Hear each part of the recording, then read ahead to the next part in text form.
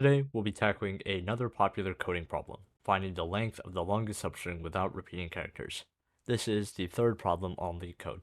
We'll explore a C++ solution and provide a thorough explanation of the code. The problem we're solving today involves finding the length of the longest substring in a given string that does not contain any repeating characters.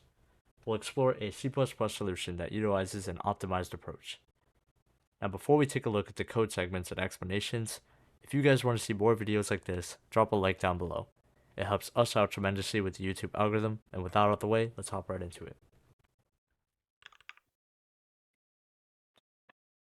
In this solution, we utilize a vector called char index to store the index of the last occurrence of each character encountered in the string.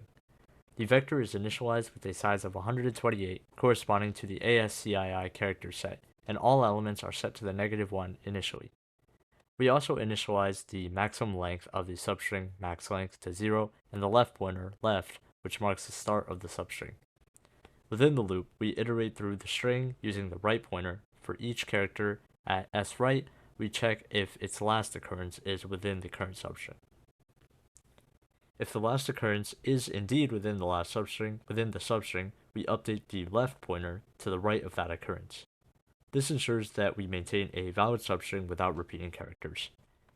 Next, we update the char index vector with the current index of the character right.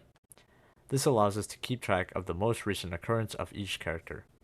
And finally, we update the max length by taking the maximum value between the current max length and the length of the current substring from left to right inclusive. After iterating through the entire string, we return the max length as the result, which represents the length of the longest substring without repeating characters. Alright, let's go ahead and run it.